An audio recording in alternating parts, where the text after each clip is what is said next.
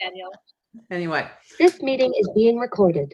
Great. So now we're on to our next session with Dr. AnnMarie Thomas, Alyssa, Bridget, and Allyson. And it's going to be an awesome session. And Yay. I'll let you take it away, AnnMarie. All right. Well, good morning or good evening, everyone. It's exciting. I was seeing over in the comments how many countries people are from. So this is fantastic. And this is going to be interactive. So I'm delighted. Sherry was showing me how many of you are here in education. This is going to be a conversation. And we're calling it a Music Educators Tour of Maker Music Festival, in that we would love to peek at a few of the exhibits and talk about ways they may relate to education. I, as a professor, am not the best person to talk about how to work in a K-12 classroom. The experts for that are definitely the K-12 teachers themselves. So I am delighted to be joined by 3 teachers, 1 informal and 2 elementary. They'll introduce themselves in a moment. And what we're going to do is share a bit of, we've already gone through the rooms and picked out a few that jump out to us and have a discussion about how these could relate to what's happening in our classrooms. So as you'll notice soon, these are American teachers, very different curricular than you will heard from Daniel. We don't have coding required in the music curriculum yet. I wish we did. I am curious though, while we're doing intros, over in the chat, if you are willing to say who you are, where you're from, and kind of what your interest in education is, it would be fantastic to have that list. I will start our intros by saying my name is AnnMarie. I'm a professor of business, engineering, and education in Minnesota at the University of St. Thomas. And my main focus is I run something called the Playful Learning Lab. So the Playful Learning Lab, we say it's the intersection of art, technology, and K-12 education. And some of the projects that we've done are things like, can we create sculptable circuits? So we invented something called squishy circuits. We have done, can you see sound? And created something called code and chords. 2 of our big projects these days is our work in the deaf community. So working really closely with deaf teachers and deaf children. And ironically, one of the first projects we did with them was a music project, which we posted in Maker Music Festival last year. Our other big project that relates to music quite heavily is, how many of you know the rock band OK Go? Anyone know the rock band OK Go? All right, so OK Go, makers extraordinaire. We have been partners for the last 5 years together on something called OK Go Sandbox. We'll show you OK Go Sandbox later, but OK Go Sandbox is a set of about 30 new videos designed specifically for classroom use with lesson plans that go with them, quite a few of which are music related. We also posted this year our Art Together Now project, where we had about 15,000 people around the world help us create 6 OK Go Sandbox music videos. So we've been playing in this space quite a bit. We are happy to say that one of the big areas the lab is moving forward on is playing with sound. And the lab's co-director now is Douglas Orzalik, who is the head of our music education program here at St. Thomas, who couldn't be here today.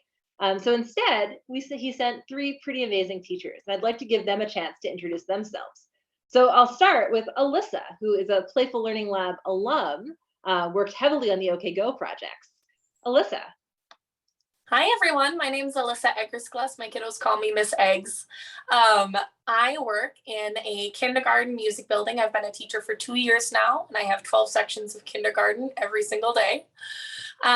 What's really cool about my experience with music education right now is that I got to start teaching during the pandemic. So I've taught kindergarten in about every format you can possibly imagine: indoors, outdoors, virtual, in person, on a cart, in a classroom, different technological means. Yeah, and I'm really excited to share some of the things that I'm seeing on these websites that are awesome. Bridget, who are you? Hi, I'm Bridget. I am currently completing my 3rd year at the University of St. Thomas as a vocal music ed major. And I am part of the Playful Learning Lab currently, working under AnnMarie Thomas. I'm part of the Playing with Sound team, and we are doing a lot of research right now on how to integrate STEAM into the music classroom. So this is super exciting for us. In the summers, I direct a music review show in my hometown with college-age performers. And that's a little bit about me. I'm excited to be here. Wonderful. And last but certainly not least, Allyson, who are you? Hi, everyone. I'm Allyson Rottman. I'm actually a public school music teacher in Massachusetts, finishing my 20th year, focusing right now in general music. I'm also a doctorate student at St. Thomas in music education. And I'm really interested about how I can bring the Maker Festival into my classroom and help fellow music educators do that as well. Excellent. And so I let this team of three loose with the website and ask them what jumped out to them. And so we're going to start with that. I'm going to pull up some of the exhibits that they immediately were drawn to for education purposes. But over in the chat, I'm curious, especially seeing that we've got Kevin who does informal music. We've got Cynthia on creativity. We've got Fraser who's doing CLIP. And actually, we're going to show some of your work in a minute, Fraser, because that was one we picked out. Looking at Kirsten, who is doing work with Scratch and microbits for autistic children. I would love if there are some Maker Music Festival rooms from last year or this year that you've used in the classroom. Put them in the chat. I'm watching the chat, and I'm gonna start by sharing some of the ones that jumped out to us.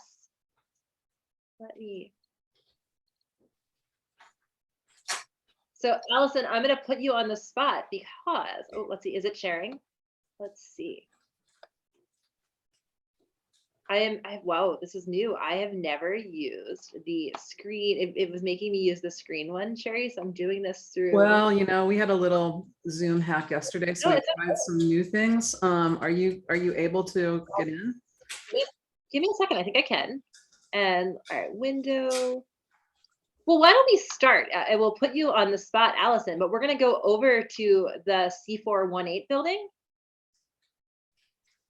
And if you want to talk through what jumped out at you from this. Yes. So I am a UMass alum, not Lowell, but I was drawn to this building because it's all UMass Lowell, and especially the Ecosonic playground. I think it's I'm called. not seeing the share, AnnMarie. We are working on that. Give me one. Gotcha. second. Okay. You can share it, but you can share it. Which building is it? I can share that. Sherry, why don't we C418. let's do this together. So C418. Yeah. Okay, Joe's going to go in C418. Okay, Joe, can you screen share?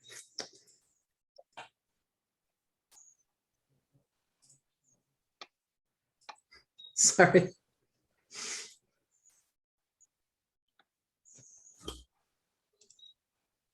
Great, there we go. Joe's in C418. Which room? I believe it's the top left, Ecosonic. Yeah, that one. Great. This is great. It's integrating STEAM and music ed. And the creators of it are both professors at UMass Lowell. And it's just, it popped right out to me because they'll show you in the video that they have students like make a project and actually like play it, and they performed it at a concert, which was pretty cool. So something like this is definitely applicable to what I do in general music. So I just thought this was cool. And I will share, you guys are seeing it there, but we'll share this one over in, oh, nope, that's the wrong building. Apologies, guys. So one of the things that really jumped out to all of us in this building was that it was student projects. So the C418 building for this year, all of the projects are UMass Lowell. And if Joe, if you're willing to like kind of scroll over some of these, quite a few of them are Minecraft based. And so we had a chat among ourselves of Minecraft being a really fascinating way to get our students intrigued, something they're maybe already doing in their free time, and tying it into music. Has anyone else watching this? Have any of you played around with the C418 building, these Minecraft projects? You know, you actually have the curator of C418 on the session. Automate Everything, also Ramon Castillo. Ramon, do you want to talk to us a little bit about what you were doing? Because this was in our pre-chats with teachers. This was one of the buildings that really stood out to people. How did you frame this assignment for your students? Well, so this is actually a number of students, a number of different classes kind of rolled into the same building. my ensemble started using Minecraft as a sort of creative outlet while we were in remote learning, because we could be in the same world together. We could be talking on Discord while we're building stuff. And so it gave us this level of interactivity that we kind of lost with not being in person. I've integrated it into, I teach a class called Music and Sound for Games, where composers are learning how to write for video games. And because of the hackability of Minecraft, we could replace all the game sounds. So it's sort of perfect for this type of thing. One of my colleagues, Gina Greer, integrated it into her, I think the class is called Technology and Music Education. And basically creating these, they had a really short amount of time to produce a world that integrated film music. So those are a few of the different types of projects. This fall, I'm launching a new ensemble called the Video Game Ensemble, which is sort of custom designed around these ideas. Fantastic. What now? This is undergrad level that you had using the Minecraft projects. Yeah, all undergrads. Awesome. So we'll have to follow up with Ramon. Those of you who are watching this one and wondering how to do this. Another building that jumped out to us as teachers is the Babbitt building. Joe, could we go to Babbitt? Circuit bending. We've probably actually seen a couple people perform over the last 2 days at the festival, right? Circuit bending is something that sticks out to a lot of kids as a really cool way to hack the world around them. And we loved this building partially because that top floor is children. And I believe we have someone from Clip here. Is that true? Hello, yes, you're speaking to Fraser from Clip. Fraser, you want to talk? So we loved this one. Allyson, Alyssa, Bridget, and I, and particularly this one, I have to say, this is my favorite stop motion I've seen in a while, where not only do you have a kid who created something, they created the video to show us how it works.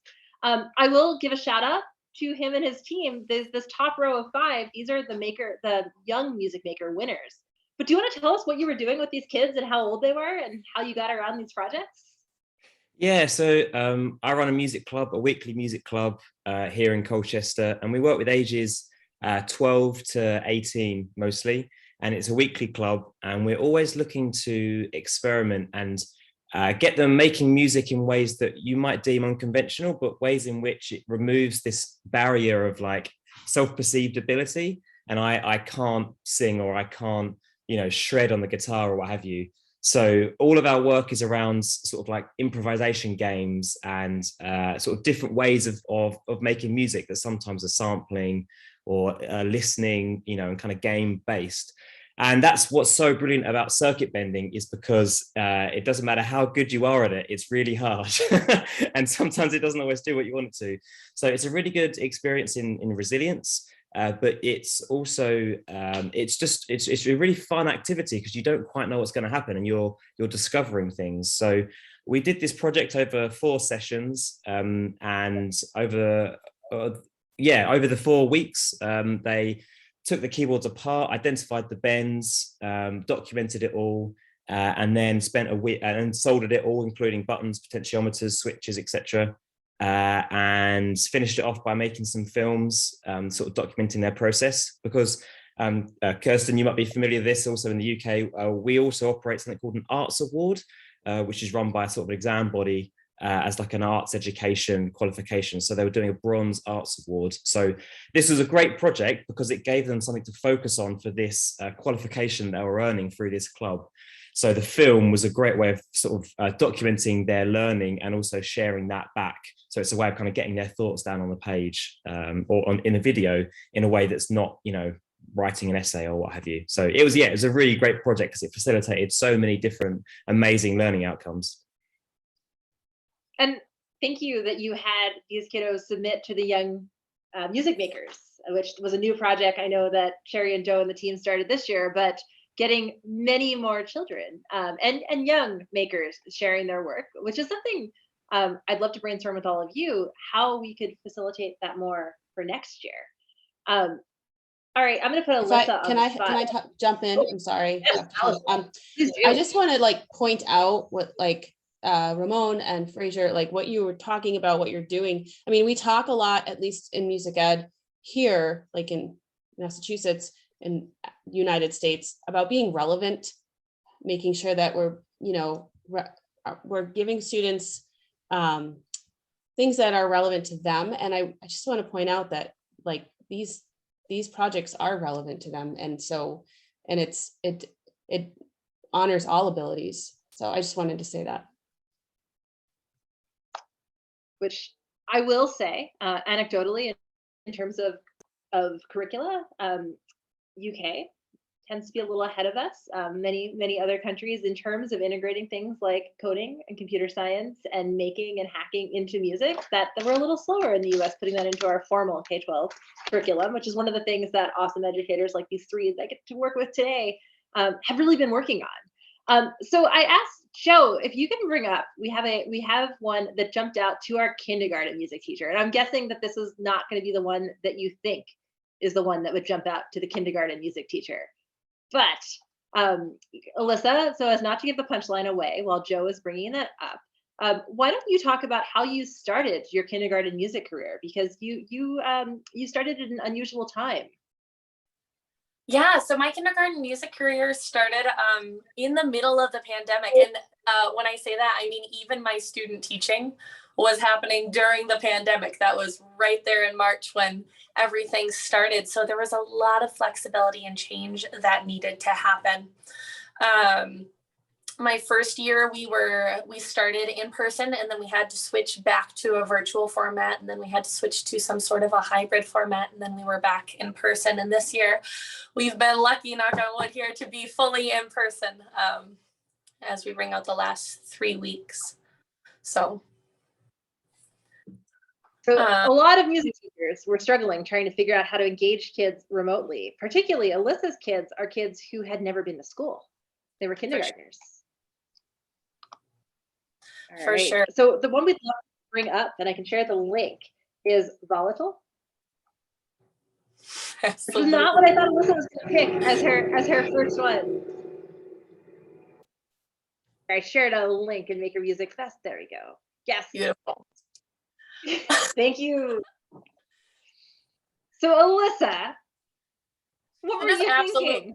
Yeah, this absolutely does not seem like something that you would use in a kindergarten classroom, but that's the really cool thing about music and kindergarten is you get to show them what education can be, and it's supposed to be fun and exciting and playful. So I saw this video of someone drumming and having fire shoot out the sides, which seems like something that might be impractical for kindergarten. But I think about bringing experiences like that are just fun and playful and surprising that draw students in, especially over a virtual format, engaging them with yeah, fire is compelling.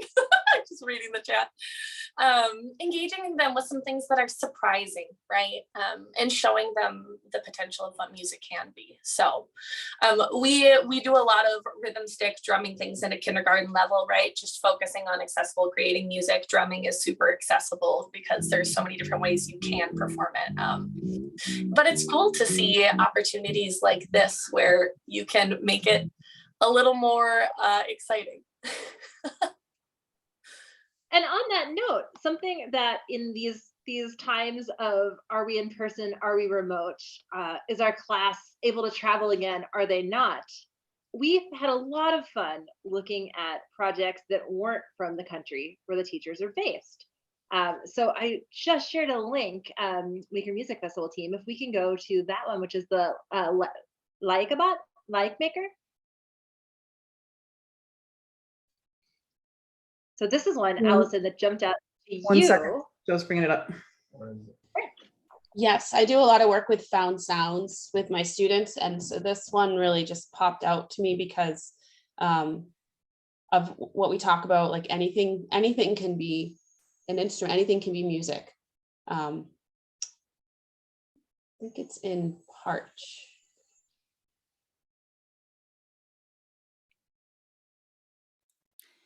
If you type like a bot.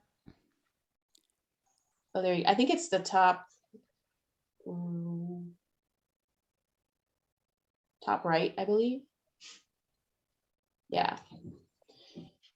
And so I just love the broom bass guitar. I mean, that's just amazing.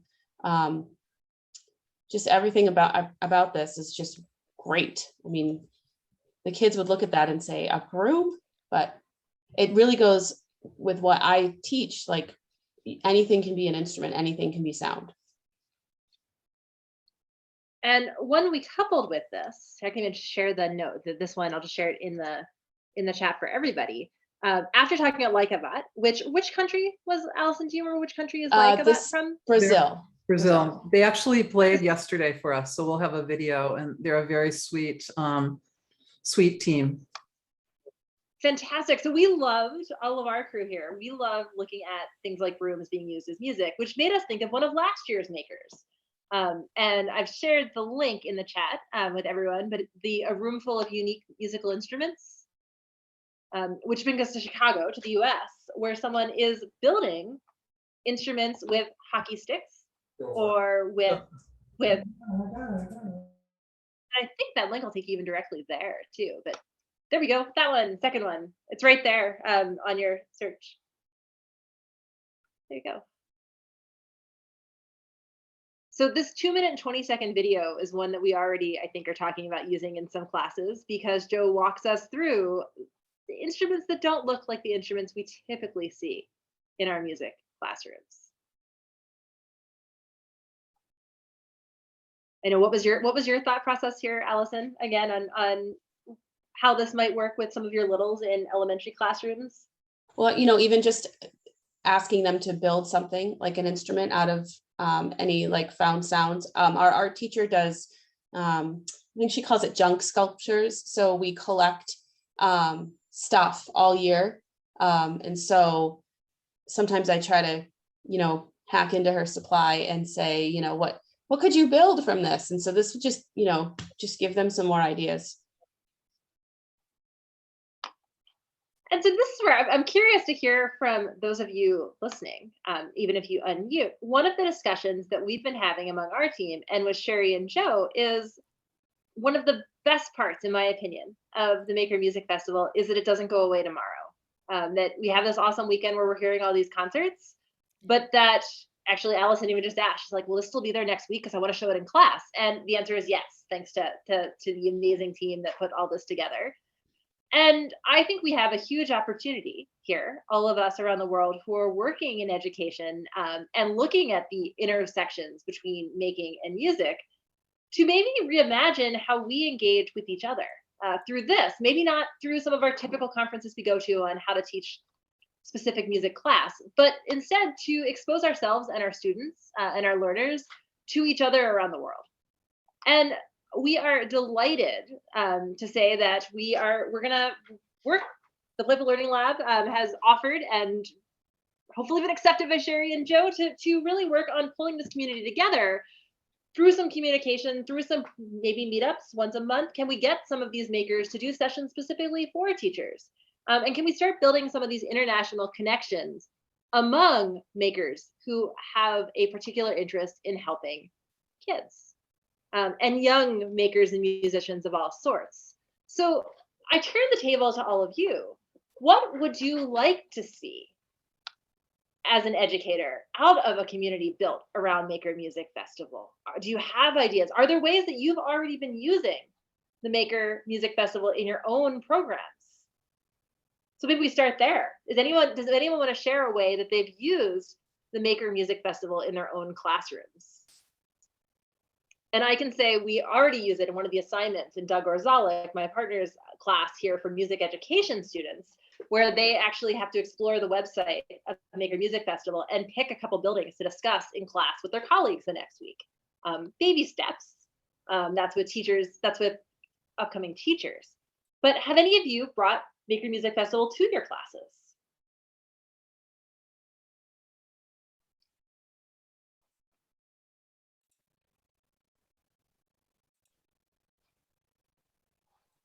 I'll jump in because I guess I did. I have used it, as you've seen so far, and it's a fantastic resource, which is and there's kind of so many different ways it can be used, which is really, really wonderful.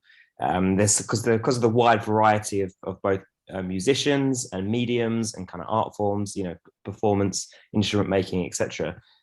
Something I think I'd like to see, and it may well exist, Sherry, I might have not just seen it, but is this a way of almost like trying to, we have the rooms as a way of kind of grouping people together, but I wonder if there's almost a way of kind of connecting the dots between different rooms as well. And, for example, is there a way of kind of identifying projects from female identifying musicians and composers and instrument builders, if someone was doing a project on female composers, say, and so that teachers maybe might be able to tie into a topic they're exploring at school. Are there ones about geography? Are there ones about maths, things like that? So having those kind of themes, because I know teachers work so closely with kind of thematic stuff in schools, in the UK at least, if they're doing like, the Greeks or the Romans or what have you, or creative writing, even, broad subjects like that. It is, if it's a way that they can latch onto something maybe that they're already exploring elsewhere, it might help tie into what they're doing already. Well, that's a good question. Joe. So sorry, Joe, I'm making things for you to do. Exactly. Yeah, no, we just have to keyword everything. Right now you have the search, but all the things it's searching, of course, are the project submission information. So if they kind of keyworded themselves instead of putting something in, and so anyway, so yeah, but no, that's actually absolutely, yeah. So it's just adding a keyword thing, and then of course coming up with a body of keywords. So which gets a little tricky because it's like trying to figure out what people are going to want a keyword look for, like you say, composers or things like that. But maybe that's something that AnnMarie's and the Playful Learning Lab team can help work on. Like, these are good. This is good feedback, because again, anything can happen. We just need to figure it out. Yeah, because the right now I of course have categories, and if you go to the search directory page, you'll see that's okay. I've kind of said, okay, here's electroacoustic, acoustic, mechanical, robots, circuit bending and stuff like that. So there is sort of a rough categorization right now, but that's primarily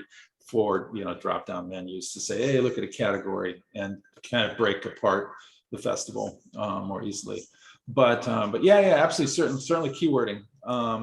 There might even be a slot in the database. I just haven't implemented it yet. So the search is brilliant. I've been using it as well, I must admit. Yeah, it makes it much easier to find stuff. Yeah. Plus, it also makes it much more open to SEO and Google finding stuff and finding people. That's a fabulous idea, Fraser. And we already Bridget is taking notes furiously. Who is here? What ideas? Because we are committed to helping Sherry and Joe add some of this and the whole entire Maker Music Festival team in ways that we can help teachers. Maybe the first pass is just a set of curated documents that have those lists that we can update if some of the makers want to self-identify in those areas while we're waiting for some searching. So that was ways that people have used it before, and ideas for the future. We'll take either. What other ideas do you have? Would you like to be part of a community? And if what that community was, how would you want to meet? AnnMarie, I was just thinking like maybe another way to get the Maker Music Festival more into music ed classrooms is by way of like professional development for teachers. I don't know if that's possible, but I know as a music educator myself, whenever we have like professional development days, usually it's not relevant to music. Great, I'm glad that you're all learning about math, but I don't teach math. So I would love, like, that would be so cool. I don't know if any makers would be willing to do some type of Zoom PD. I don't know, that would just be a good way to get that out into the music ed universe. Well, my vision as we move forward is to kind of incorporate and create the Maker Music Festival as a platform for educational modules. So for instance, I teach here locally. I'm the president of the local makerspace here in Sebastopol. And I've been developing programs. So for instance, this coming up in July, I've created a summer camp for kids. And it's a 5-day STEM-based thing, but my day is music. And so what I've done in the past with local schools is I'll come in and I've done a build your own ukulele class. The last one I even incorporated a pickup, so we talk about electromagnetism. I also have a basic synthesizer one where I take a simple oscillator circuit and they can play around with amplifiers and stuff like that. And then they go and decorate and everyone has a great time, and what I'm doing with the makerspace now is expanding that to focus on youth-based programs, because we have a lot of, hey, go learn how to use a table saw and stuff like that for adults and things like that, and make woodworking and laser cutting. But just focusing, because I'm getting a lot of locally things from homeschool parents wanting additional materials for their kids, as well as and of course musical education schools now is not that great in the US. And so so focusing on that. So I can see somehow, and we had yesterday, we had Matt Robideau and Sudo Hatwari. They have a great project for hacking guitars and then giving them to people in need, and then so they're kind of creating their own little community. And they teach these things as well. So it would be great now is to be able to move forward, as we move forward, to have be a collective of teachers in classes and things like that. So you can come to the Maker Music Festival and take a class, and that might be pre-record, just online pre-recorded things, as well as live stream kind of, and even local. We can maybe expand it so that they're kind of modules that can be taught by other people as well. And we may and probably will offer kits. So it's like, hey, here's the class, here's the kit that goes with the class. Go do this at your local school or makerspace or home, and things like that. So I don't know. That's kind of my vision for the upcoming year for the Maker Music Festival. As we do it, is to kind of now use it as a vehicle for educating people. And that'd be nice too. We could specifically request maybe that we get more educators sharing some of their curriculum and videos, and maybe even have a building. Exactly. So the thing is how, and so right now my mind is, okay, so how do we create a platform that people will want to share their educational output, and so it's coming together and say, okay, here's how now you can come in and make a profile and do all your stuff, and be in a building and do all that stuff. And now it's like, what's the parallel path to say, okay, create a class, and this is how you create a class. And so now we can open it up to the world of music educators and people to say, okay, hey, come and create a class. I mean, in the makerspace, we do that now. It's like, I'll sit there and, I find people and say, hey, do a class in the makerspace, and we have, the system set up for them to do that. And we have a facility there for them to do that. So, and so it could be the same thing here. It's like, it's an open call for educators. And then we have a templatized thing where, give us this information, do this thing, let's see your videos, what's involved, you need physical stuff, so details to figure out. But I don't know, it seems to me that's a positive way to move forward, is to make it so that people can submit things, and people, and we can even figure it out. I mean, it can be for pay. I mean, people can pay. We can pay them. They can pay. People can be for pay or be for free, and all that stuff to be figured out. But that way, we can also help people involved in music teaching make money, and get some income from their efforts as well. Now, Daniel Schnittman, I know you're focused on doing research in this area. Do you have any input for us? I have a lot of input, but okay, I know you have a session later today too. Yeah, maybe we don't have enough time to talk about it, but definitely it's kind of, I love this talk, because what happened is that I had this presentation all set up and it's cool, and now I'm gonna have to do it all over because this conversation has been really cool, and I think it's pretty great insights that AnnMarie and her team has brought up in the discussion, and Joe responding to it. So it's gonna be very fun to talk about it at 2 o'clock. That's your 1 p.m. Pacific. Yeah, 1 p.m. There we go. Yeah. And I will add too, if people have ideas and want to play with how they could get their work to other teachers, we as a group, so our lab, I mentioned one of our big projects in the music space. Well, we have one that's more code, which is code and chords. We won't get into that one today, but I'm happy to chat about that. But we do lead OK Go's education work, and our model for OK Go Sandbox. Actually, Joe, would you be willing to bring up OK Go Sandbox? I'm not able to share my screen share. It's not letting me. Oh, really? That's probably on my end, and I apologize. OK Go Sandbox, we really started this as a let's see if anyone will use this. And we are now at the point where we had thousands of teachers using it during COVID. We learned a lot of lessons through this in terms of how do we do a global project when education varies dramatically, particularly during a pandemic. But for OK Go Sandbox, what we did was we took the band's videos with the band and created a bunch of lesson plans, some of which are a little more open-ended than others. And for example, oh, perfect. Thank you, Joe. Well, actually, can we actually go to just our website? So okgosandbox.org. This is a cool project that I would happily share with you all later. It's how we created 6 videos with the band and 15,000 people last spring. But OK Go Sandbox, yeah, you're on it, and then just Sandbox. You got it. So this is a free resource that we'd love your thoughts on if there are ways that we could improve it. But what we've been doing is we've done it so you can filter the resources. So if you go to filter resources at the top right, Joe, the little filter resources button, top right, all the way to the right. There we go. And we can say, like, let's look at, we can do it by, let's click on music. Why not? So under subjects in the middle where it's yellow, there we go. And I know there's nothing worse than having to be someone else's mouse. So thank you. If we click on show results, you can just leave grade levels for all of them. And then click on show results. So we now have a bunch of music that are videos and lessons from the guys. Surrounding sounds is a fun one. If you click on that, Joe. So that's the second one down on the right. Over to the right. Let's go to the one on the right. Yeah, that. Cool. So this is a video where the guys find sound around a house, around a playground, around a classroom. And then what we've done is we've actually mapped them all to standards in the US. So this video you have here is one of the custom videos. I promise they don't swear or say anything inappropriate. We had teachers on set filming with them every time. But if you click on, for example, the Educator guide, so that top right there in blue,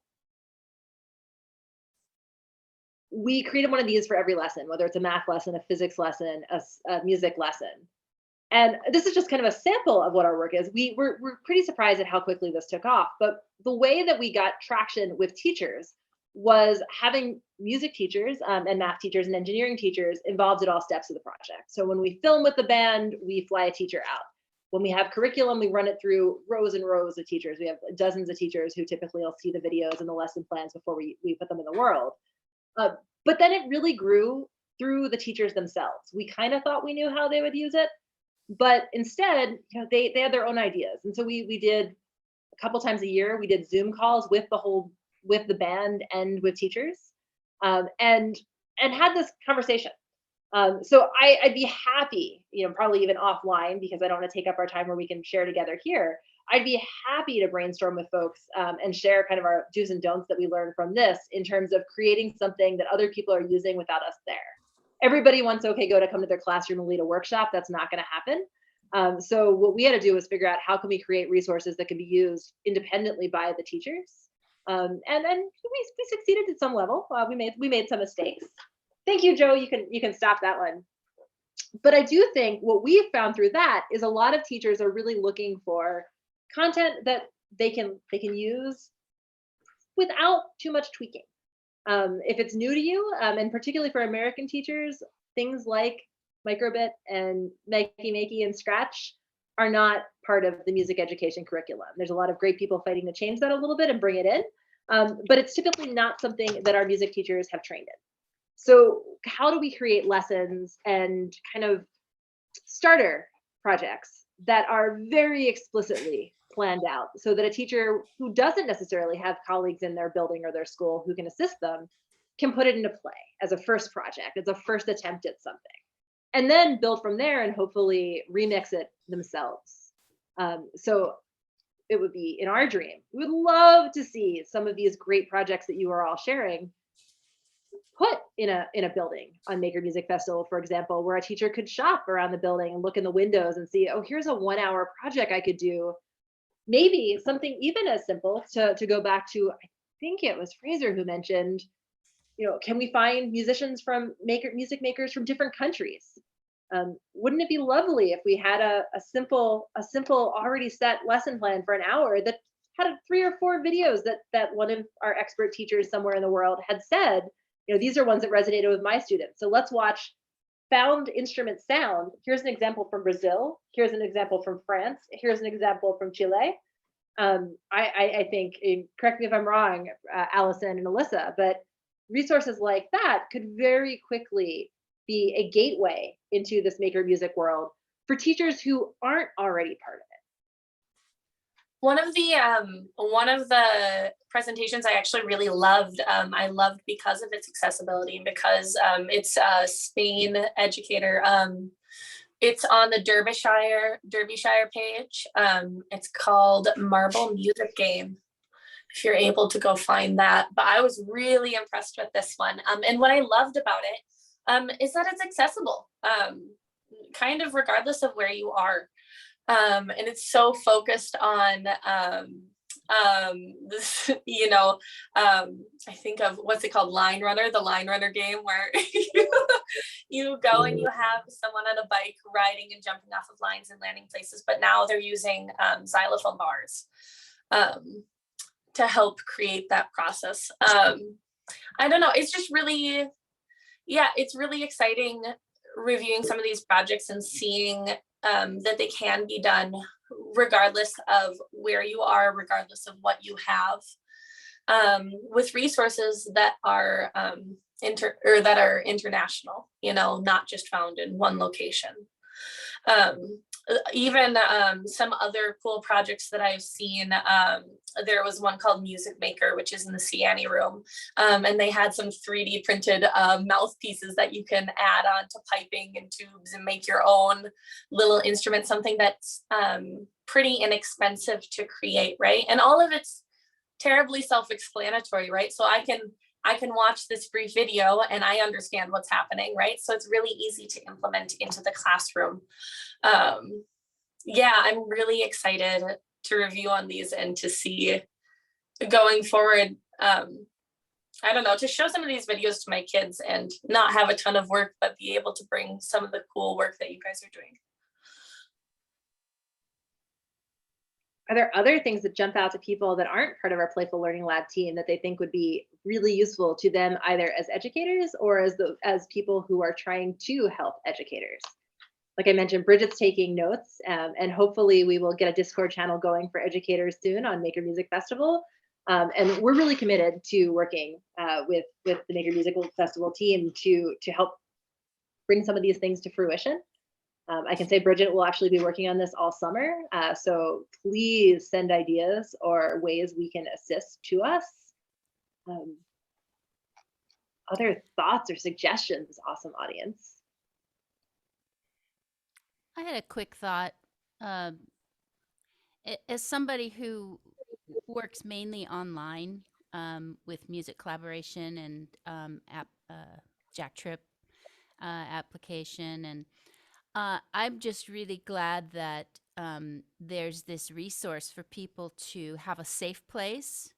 Speaking of the Music Maker Festival, Maker Music Festival and campus website, to have a safe place to connect with one another, to collaborate via online, but also if they're living near each other, to perhaps find a makerspace or someplace that they can meet up in person, because certainly online is not a replacement for meeting face to face. It is an adjunct. It's an enhancement. It's like kind of a completely different thing. So it's not to take the place of meeting one another face to face, because we know the value and the power of that.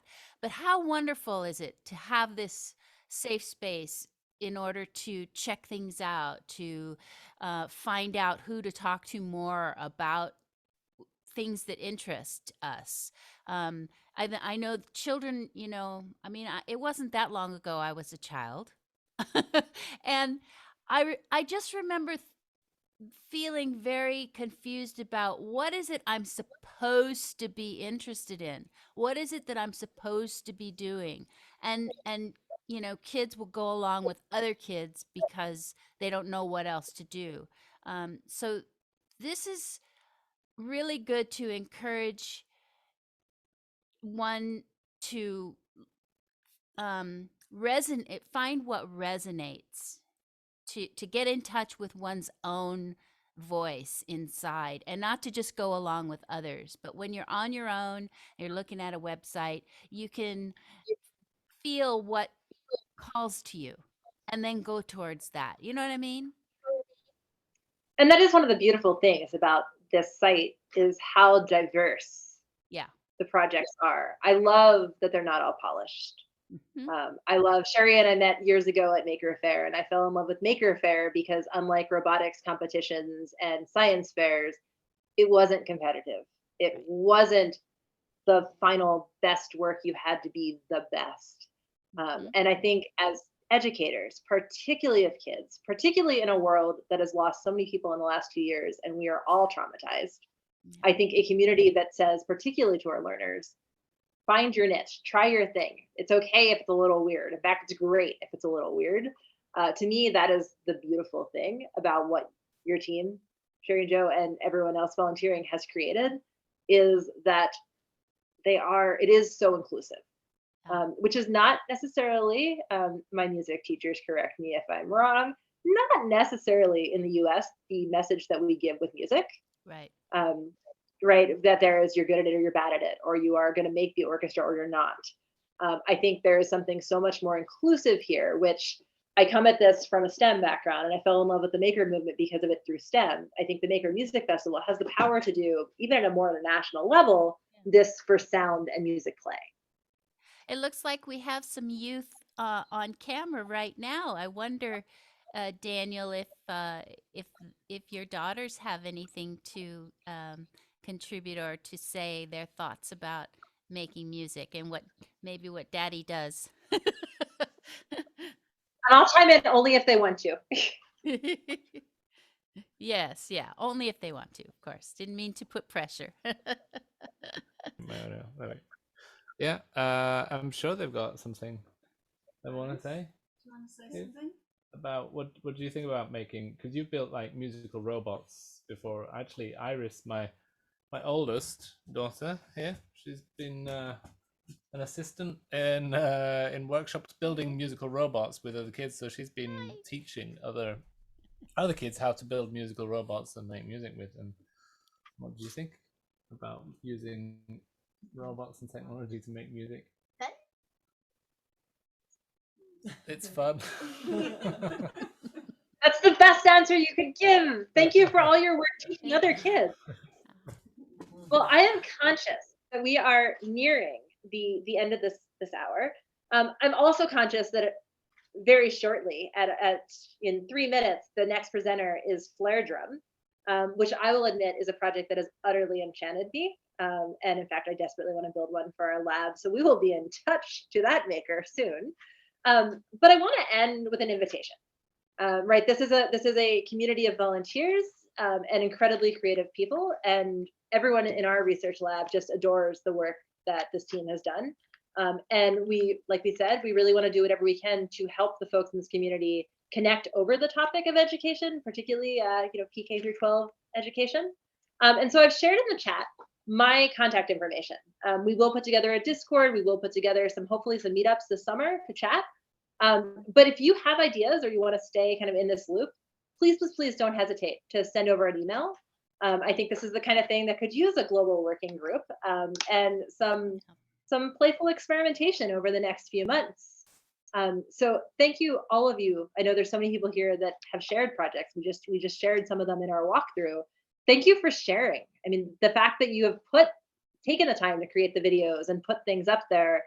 You should know that there are teachers like Alyssa and Allyson and Bridget who are using your content in classrooms. And one of the hardest things about being on a platform like this is you may never know that. You know, we don't know where OK Go Sandbox is shown or Squishy Circuits is used. We just trust that it's out there. And I thank all of you music makers for taking that same level of trust and putting your stuff out there and being open to who might find it and run with it. And our whole team here at Playful Learning Lab, we are just so excited about the potential of this to change how music is interfaced with in formal and informal classrooms. And would love to hear your ideas, and we'd love to find ways that we can augment your work. Our goal really is to augment all of you. So please don't hesitate to be in touch. And thank you for spending an hour with us. And thank you, Allyson and Bridget and Alyssa, who are busy teachers, for taking the time to prep and go through and then share with us. So thank you all. Thanks, AnnMarie. Great job. Really good.